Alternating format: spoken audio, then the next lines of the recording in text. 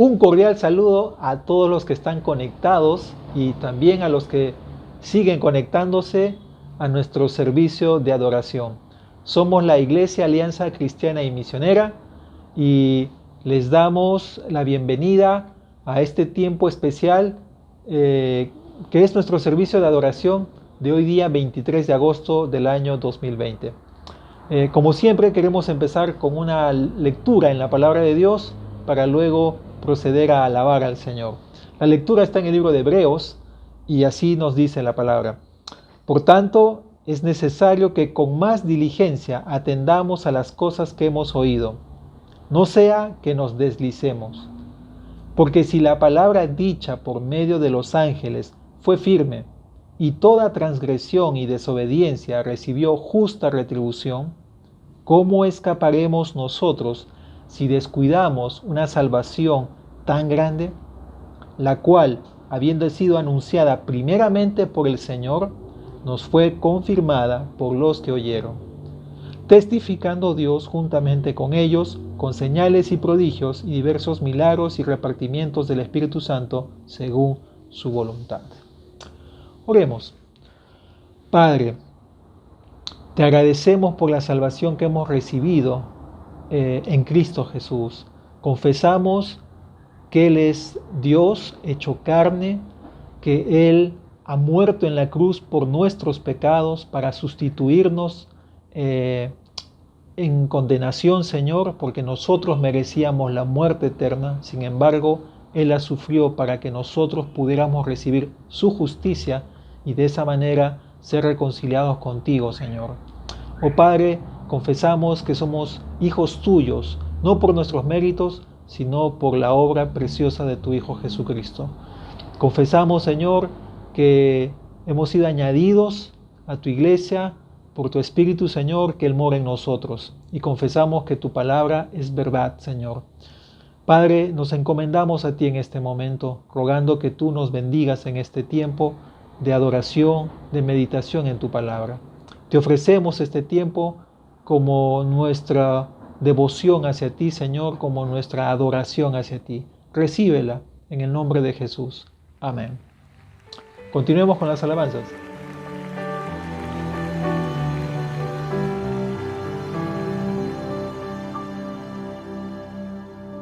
En tu gran amor tomaste mi lugar, llevando sobre mi culpabilidad. No lo puedo imaginar,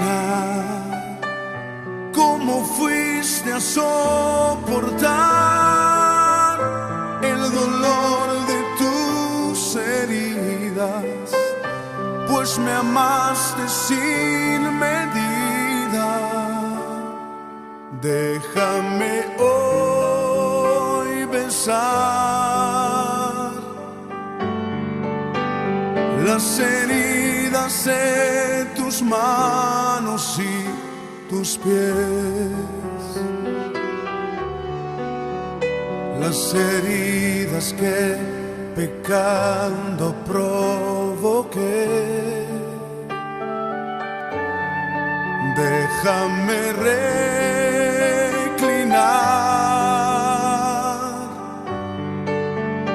mi mejilla en tus espaldas y llorar por haberlas lacerado en mi maldad. No merecía tanto amor.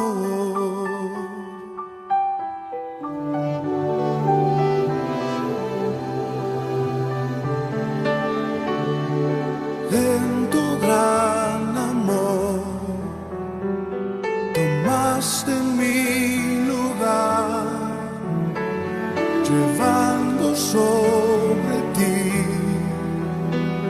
mi culpabilidad. No lo puedo imaginar, cómo fuiste a soportar el dolor de tus heridas, pues me amaste sin medida. Déjame hoy besar las heridas de tus manos y tus pies, las heridas que pecando provoqué. Déjame reclinar mi mejilla en tus espaldas y llorar por haberlas lacerado en mi maldad. Déjame hoy besar las heridas de tus manos y tus pies, las heridas que pecando provoqué.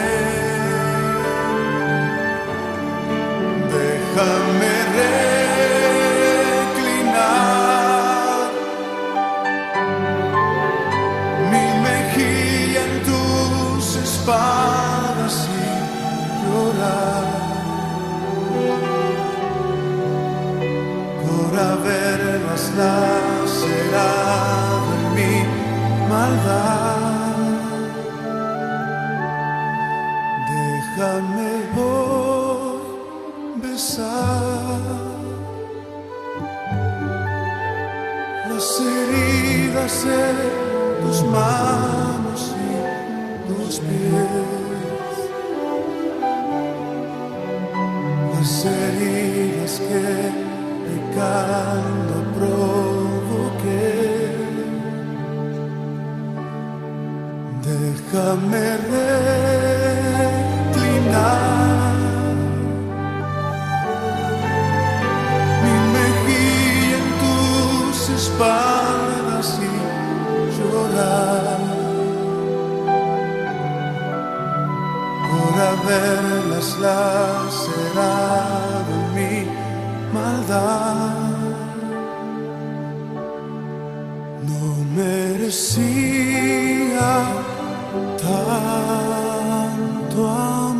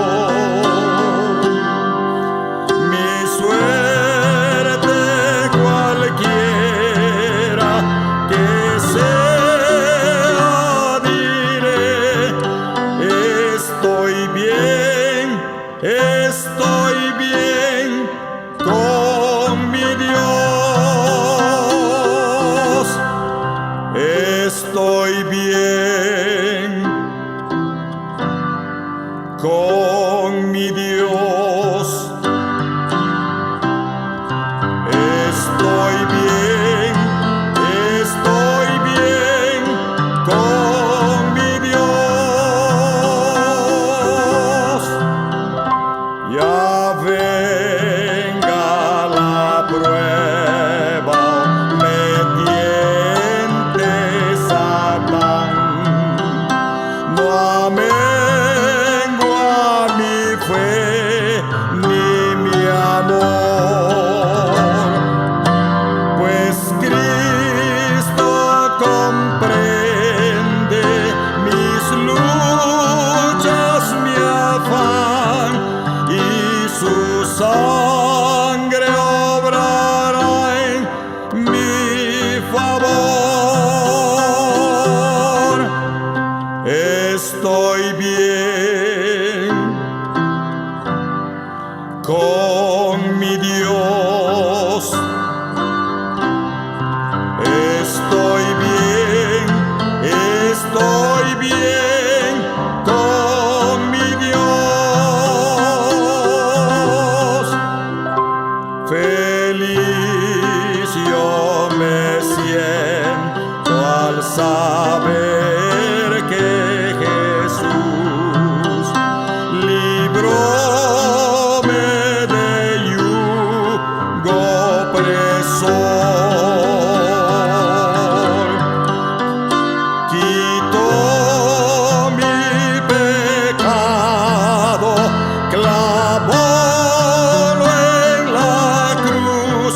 Gloria demos al buen Salvador. Estoy bien con mi Dios. Estoy bien con mi Dios.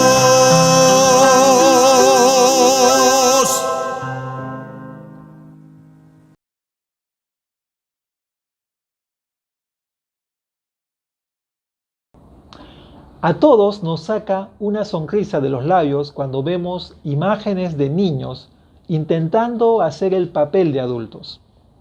Estoy seguro de que si viéramos un grupo de niños descendiendo de un camión de bomberos y corriendo hacia un edificio para apagar un fuego descontrolado, nos causaría una enorme sorpresa y preocupación. Inmediatamente, nuestras cabezas se moverían en son de duda, porque sabemos que ellos no tienen la fuerza física, ni el entrenamiento, ni la experiencia suficiente para apagar un incendio fuera de control. Los niños no han desarrollado completamente su capacidad de raciocinio, ni su fuerza física, ni un equilibrio emocional suficiente como para discernir lo peligroso de lo inofensivo. Por esa razón, todo niño debería estar bajo la supervisión de sus padres o apoderados hasta que llegue a la madurez suficiente para desarrollar responsabilidades que solo le competen a los adultos. Es por esa razón que el apóstol Pablo exhorta a toda la iglesia a alcanzar la madurez de Cristo con el propósito de, en primer lugar, evitar ser engañados por la falsa enseñanza, 2, practicar la verdad en amor y 3, crecer integralmente en Cristo. Esto es lo que hoy estaremos viendo en nuestro sermón titulado La madurez de la iglesia. Pero leamos el texto bíblico en el cual vamos a estar sustentando estos puntos. Efesios capítulo 4, vamos a leer desde el versículo 11. Dice, y él mismo constituyó a unos apóstoles, a otros profetas, a otros evangelistas, a otros pastores y maestros, a fin de perfeccionar a los santos para la obra del ministerio, para la edificación del cuerpo de Cristo, hasta que todos lleguemos a la unidad de la fe y del conocimiento del Hijo de Dios, a un varón perfecto, a la medida de la estatura de la plenitud de Cristo, para que ya no seamos niños fluctuantes, llevados por doquiera de todo viento de doctrina, por estratagema de hombres que para engañar emplean con astucia las artimañas del error, sino que siguiendo la verdad en amor, crezcamos en todo, en aquel que es la cabeza, esto es Cristo, de quien todo el cuerpo, bien concertado y unido entre sí por todas las coyunturas que se ayudan mutuamente, según la actividad propia de cada miembro, recibe su crecimiento para ir edificándose en amor. Vamos a estarnos centrando en los últimos versículos, los 14 al 16. Y empecemos. Estamos hablando acerca de la madurez de la iglesia, y la madurez de la iglesia se distingue, en primer lugar, por la percepción de las falsas enseñanzas. Leamos una vez más el versículo 14. Para que ya no seamos niños fluctuantes, llevados por doquiera de todo viento de doctrina, por estratagema de hombres que para engañar emplean con astucia las artimañas del error. Este versículo está directamente vinculado a la madurez que se menciona en el versículo anterior, como vimos la semana pasada. Pablo desea para los efesios y también para nosotros que lleguemos a ser maduros, de modo que no seamos desviados por enseñanzas erróneas. Todo el pasaje plantea varios contrastes, como se han podido dar cuenta. La niñez versus la adultez, ¿no? Menciona niños, en el versículo anterior, el versículo 13, habla de el varón perfecto.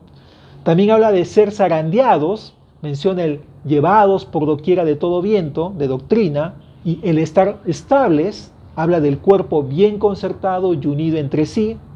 También contrasta el error, menciona en ese versículo 14 las artimañas del error, y la verdad, siguiendo la verdad en amor, menciona el versículo 15. Entonces, nos plantea varios contrastes que hablan de este asunto. La inmadurez en este texto se describe en términos de ser niños fluctuantes, llevados por doquiera de todo viento de doctrina. Literalmente, el texto griego dice sacudidos por las olas y zarandeados por todo viento de enseñanza. Es decir, está hablando de ser personas fácilmente engañadas. El término niños que emplea Pablo aquí alude a los infantes que no saben hablar, es decir, que son fácilmente engañables. Además, notemos la cantidad de términos que acumula Pablo relacionados con el engaño. Por ejemplo, estratagema, ¿no es cierto? Esta palabra viene de un término griego que se deriva de la palabra cubo y es una referencia a los juegos de azar con lanzamientos de dados, obviamente manipulados. También dice el término astucia. Aquí alude a esa maniobra engañosa para hacer que el error tenga aspecto de verdad. Menciona también el término artimañas, que en el griego es la palabra de donde viene nuestra palabra métodos, y tiene que ver con esos intentos planeados, sutiles, sistemáticos de hacer caer en el error. En otras palabras, Pablo presenta aquí, ¿no es cierto?, a una persona que no sabe dónde encontrar la fuente de la verdad y la vida y que es repetidamente embaucado por charlatanes y farsantes. Por eso es que Pablo quiere que lleguemos a obtener la madurez, para evitar ser embaucados. Los habitantes de Listra demuestran a la perfección cuán fluctuantes somos los seres humanos en nuestras creencias. Cuando Pablo y Bernabé llegaron a predicar a esta ciudad, primero ellos creyeron que Bernabé era Júpiter y que Pablo era Mercurio, el mensajero. Pero después, cuando llegaron los judíos, se dejaron persuadir por ellos y apedrearon a Pablo, dejándolo casi muerto. Leamos esto, Hechos capítulo 14. Dice así, Hechos 14, versículos 8 en adelante. Y cierto hombre de Listra estaba sentado, imposibilitado de los pies, cojo de nacimiento, que jamás había andado. Este oyó hablar a Pablo, el cual, fijando en él sus ojos y viendo que tenía fe para ser sanado, dijo a gran voz: levántate derecho sobre tus pies. Y él saltó y anduvo. Entonces la gente, visto lo que Pablo había hecho, alzó la voz diciendo en lengua licaónica: dioses bajo la semejanza de hombres han descendido a nosotros. Y a Bernabé llamaban Júpiter y a Pablo Mercurio, porque este era el que llevaba la palabra. Noten cómo estos hombres se dejaron influenciar por este acto milagroso que había hecho el apóstol Pablo. Pero más adelante, como les digo, llegaron los enemigos de los apóstoles, los judíos inconversos, y terminaron persuadiéndolos. Dice así, verso 19 de ese mismo capítulo 14. Entonces vinieron unos judíos de Antioquía y de Iconio, lugares donde habían estado antes Pablo y Bernabé, que persuadieron, note eso, a la multitud, y habiendo apedreado a Pablo, le arrastraron fuera de la ciudad pensando que estaba muerto. Así somos los seres humanos, muy fluctuantes, somos infantiles. Pero inclusive dentro del pueblo de Dios, la inmadurez espiritual es notable. Los corintios se jactaban de ser maduros por tener muchos dones espirituales. Sin embargo, Pablo les llama niños. Miren 1 Corintios capítulo 3. Dice así, esta era una iglesia muy problemática para el apóstol. 3:1. De manera que yo, hermanos, no pude hablaros como a espirituales, sino como a carnales, como a niños en Cristo. Otro ejemplo de la inmadurez espiritual que hay en la iglesia la encontramos en el apóstol Pedro. Él es un discípulo que oscilaba de un extremo a otro. Por ejemplo, le vemos caminando valientemente sobre las aguas, pero luego él se halla gritando: Señor, sálvame. En otro momento él hace una confesión gloriosa sobre la naturaleza de Cristo. Tú eres el Cristo, el Hijo del Dios viviente. Pero luego comienza a reprender a Cristo por su intención de ir a la cruz. En otro momento, él promete dar su vida por Jesús, pero luego de unas pocas horas lo niega repetidamente hasta maldecirle. Más adelante, cuando él ya era un apóstol en la iglesia de Antioquía, él desecha las ideas de segregación racial y religiosa. Se juntaba con los conversos paganos, pero muy pronto él se apartó de estos gentiles convertidos a Cristo cuando llegaron unas autoridades de la ciudad de Jerusalén. La inmadurez es sinónimo de ingenuidad, candidez e inexperiencia. El cristiano inmaduro es ingenuo, en otras palabras. Es increíble que, a pesar de nuestros niveles educativos actuales, el acceso a las diferentes versiones de Biblias y a la sana doctrina a la cual podemos acudir, muchos creyentes se vayan detrás de predicadores heréticos y corruptos que los deslumbran con su enseñanza humanista, pagana o demoníaca inclusive. La culpa la tenemos los evangelistas, que hemos presentado un evangelio diluido, materialista y sin compromiso con el verdadero propósito de Cristo. Pero también los pastores y maestros, que hemos enseñado mensajes de superación y éxito personal disfrazados de sermones bíblicos y no de muerte al yo, ni negación al pecado, ni centrados en el señorío de Cristo. Por tanto, solo queda realizar un mea culpa, volver a las sendas antiguas y profundizar en la verdad del Evangelio de parte de toda la iglesia del Señor. La responsabilidad es de todos nosotros. Pero la madurez no solamente se distingue porque podemos discernir las falsas enseñanzas, sino porque practicamos la verdad en amor. Eso es lo que nos dice la primera parte del versículo 15 de Efesios 4 que estamos meditando. Dice, sino que siguiendo la verdad en amor. La palabra que aquí se traduce como verdad es en realidad un verbo, aletheu. El verbo se refiere a ser verdadero y auténtico en el sentido más amplio de la palabra y podría traducirse como viviendo en la verdad o hablando la verdad. En el resto del Nuevo Testamento, este verbo solo aparece en Gálatas capítulo 4 versículo 16 y parece hacer énfasis en la predicación de la verdad. Revisémoslo un instante. Efesios 4:16 dice, Pablo pregunta, ¿me he hecho pues vuestro enemigo por deciros la verdad? Esa frase, deciros la verdad, Es el mismo verbo que aparece aquí en Efesios 4:15. Puesto que Gálatas es el único uso adicional de este verbo, parece acertado afirmar que el énfasis en Efesios también se hace en la predicación de la verdad, pero dentro del contexto de una vida cristiana veraz y auténtica, porque yo no puedo decir una cosa y actuar de otra manera. Los creyentes auténticos y maduros, en otras palabras, no caerán víctimas de la enseñanza falaz, sino que vivirán con autenticidad proclamando el evangelio verdadero en un mundo engañado y engañador. La idea de que la verdad es algo que hacemos aparece tanto en el Antiguo Testamento como en el Nuevo Testamento.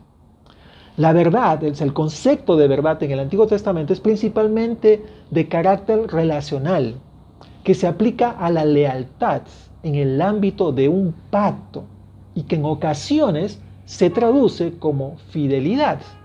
Quiero poner un solo ejemplo nada más. Busquemos Génesis 32:10. Jacob está regresando o ha regresado de estar con su tío Labán. Está para entrar a Canaán otra vez, pero tiene que encontrarse con su hermano. Y él hace una oración a Dios. Y noten lo que él le dice. Menor soy, le está diciendo Jacob a Dios, que todas las misericordias y que toda la verdad que has usado para con tu siervo. Pues con mi cayado pasé este Jordán, o sea, él salió de Canaán, ¿no? Y ahora estoy sobre 2 campamentos. O sea, lo que Jacob está diciendo es, yo salí con un cayado, pero volví con un montón de riqueza, y eso es gracias a, como dice, tu misericordia y tu verdad. Pero esa palabra verdad se traduce como fidelidad. Entonces, por eso es que se habla del término verdad como una obligación contractual que implica una relación, una dependencia con una persona. Una persona veraz es alguien que vive sus obligaciones contractuales. Incluye todo lo que dice como lo que hace. Por consiguiente, la verdad nos vincula a otra persona, puesto que no podemos vivir la verdad y transgredir las relaciones pactadas, ¿no? O contractuales que hemos adquirido. En el Nuevo Testamento, vivir la verdad en amor es quizás la directriz ética más importante. Es un principio que resume la esencia de la vida cristiana.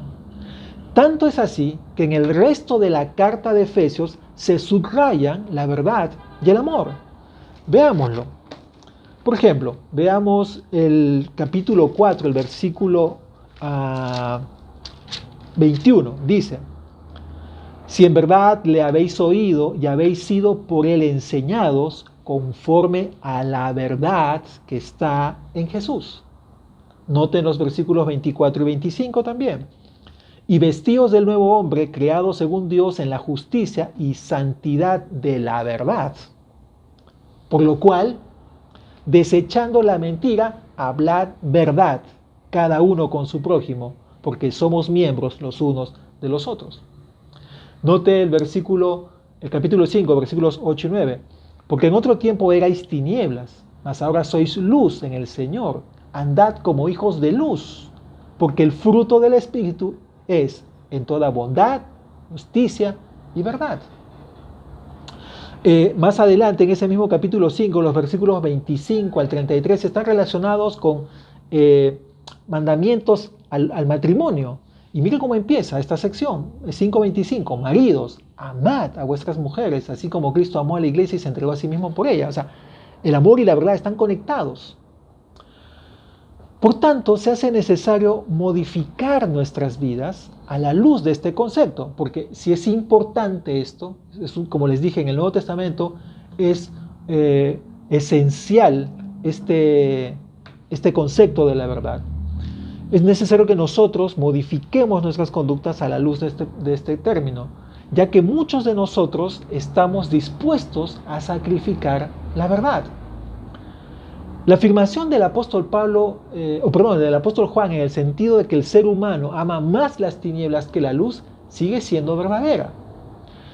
Y lo interesante es que cuando examinamos el mundo, personajes como cantantes, como filósofos, como moralistas, lamentan el fracaso humano de la veracidad en nuestras vidas. Hay una canción que canta Billy Joel, que es un cantante estadounidense, Honesty, u honestidad en español, y el estribillo de su canción dice esto: honestidad es una palabra tan solitaria, todo el mundo es tan falso.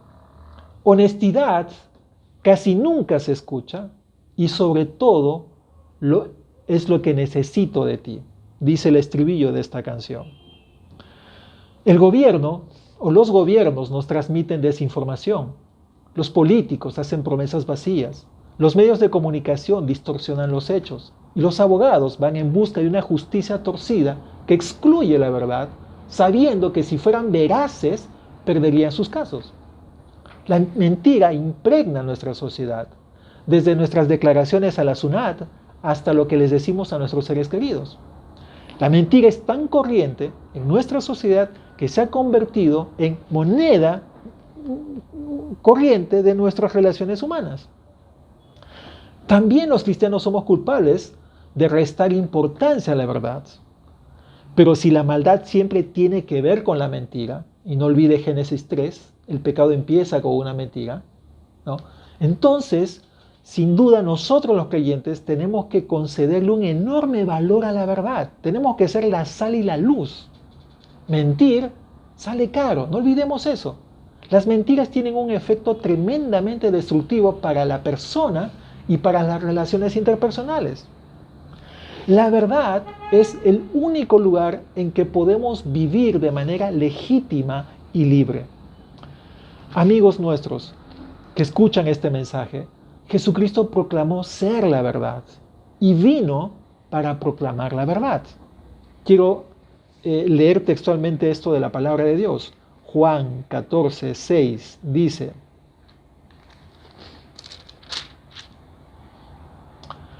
Jesús le dijo a sus discípulos: yo soy el camino y la verdad y la vida.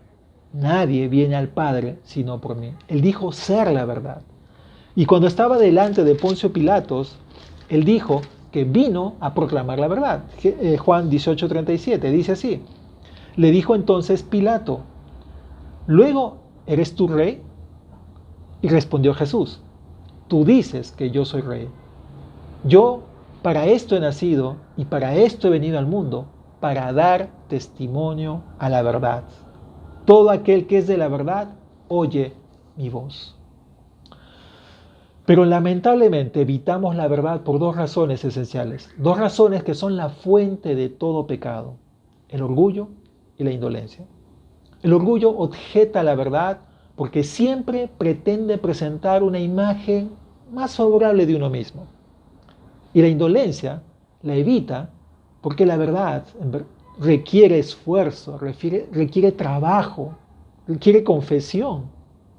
La mentira nos destruye, a nosotros y a quienes nos rodean, y además trastorna nuestra relación con Dios. Vivir la verdad en amor, como dice el apóstol Pablo en Efesios 4:15, requiere hacer frente a las mentiras que la sociedad nos propone. Como por ejemplo, para pasar un buen rato, el alcohol no es necesario. La pornografía sí degrada a las mujeres. El mundo tiene otra idea, lo contrario. Y no, la mayoría de las personas no somos promiscuas. Las personas y pueblos pobres no son necesariamente perezosos o flojos. Ninguno de nosotros es independiente y autosuficiente como el mundo lo proclama. Todos los cristianos no son unos hipócritas como el mundo piensa muchas veces. Y no da lo mismo adorar a Dios a tu manera, desvinculado de la iglesia. Entonces necesitamos vivir siguiendo la verdad. Las personas necesitan un lugar donde se les acepte tal y como son y donde puedan hablar de manera honesta sobre sus temores, sus frustraciones y esperanzas. El lugar en que las personas puedan hablar y oír la verdad en amor tiene que ser la iglesia y no el bar de la esquina. Los cristianos tenemos que volvernos especialistas en esta área. Reconozco que nunca es fácil saber lo que tenemos que decir y cómo tenemos que hacerlo. En ocasiones, hablar la verdad en amor requiere un enfrentamiento. Otras veces implica dar espacio a las personas para encontrarse a sí mismas. Por otro lado, todas las parejas deberían hacer el compromiso inquebrantable de decir siempre la verdad en amor. Y este mismo compromiso debería también estar en la relación entre padres e hijos. Inclusive, la verdad en amor no debería estar ausente de la ética comercial. Y lo mismo tiene que pasar en la iglesia y con los pastores. Ya sea que nos trate tocar con la superficialidad de alguien que se cree una buena persona o de alguien que tiene que estar luchando con un cáncer. La verdad en amor es todo lo que tenemos y necesitamos. Tenemos que admitir que mantenernos siguiendo la verdad en amor, como nos pide Pablo, no es cosa sencilla, no es cosa fácil. Es posible tan solo para el creyente que se ha dejado equipar a la perfección en la sana doctrina, como nos recomienda el pasaje, y en la madurez espiritual. Así que también aquí todos nosotros somos responsables. Y por último, la madurez se distingue por el crecimiento en Cristo Jesús. Dice la segunda parte de ese versículo 15. Sino que siguiendo la verdad en amor, aquí viene, crezcamos en todo en aquel que es la cabeza, esto es Cristo, de quien todo el cuerpo, bien concertado y unido entre sí por todas las coyunturas que se ayudan mutuamente, según la actividad propia de cada miembro, recibe su crecimiento para ir edificándose en amor. El verbo crezcamos está en un presente continuo, lo que indica una actividad constante y enfocada en todos los aspectos de la vida de Cristo, porque Él es la guía, dice el texto, aquel que es la cabeza, y el que nutre, dice el versículo 16, que de Él recibe su crecimiento para ir edificándose. La iglesia y el creyente no podrían sobrevivir sin el suministro de Cristo. Como siempre, cada vez que aparece la palabra cabeza relacionada con Cristo, está apuntando al hecho de que Él es el Señor. Solamente quiero recordar lo que dicen los versículos 22 y 23 del capítulo 1. Y sometió todas las cosas bajo sus pies, o sea, Dios el Padre, y lo dio por cabeza sobre todas las cosas a la iglesia, la cual es su cuerpo, la plenitud de aquel que todo lo llena en todo. Y ya que Jesús es el Señor, Él tiene todo el poder y tiene toda la autoridad para suministrar al cuerpo todo cuanto éste necesita. Por eso es que Pablo, una vez más, conecta la imagen de cabeza o del cuerpo como iglesia. Esta imagen transmite varias ideas aquí en este pasaje. En primer lugar, existe una relación íntima entre Cristo y los creyentes. Estos están vinculados a Él y este vínculo les proporciona los recursos suficientes para la vida. Cabeza, cuerpo, dice el texto. En segundo lugar, la unión con Cristo también une a los creyentes entre sí. Pablo dice, ¿no es cierto?, de quien todo el cuerpo bien concertado y unido entre sí, dice eso. En tercer lugar, dentro del cuerpo, cada creyente tiene la responsabilidad de cumplir con aquello al que ha sido llamado a ser. Dice, bien concertado y unido entre sí por todas las coyunturas que se ayudan mutuamente. En cuarto lugar, el cuerpo crece y es edificado por la actividad propia de cada parte y el sostenimiento que procede de Cristo, dice el versículo, según la actividad propia de cada miembro. Y todo lo que se hace en el cuerpo, por último, se lleva a cabo en el contexto del amor.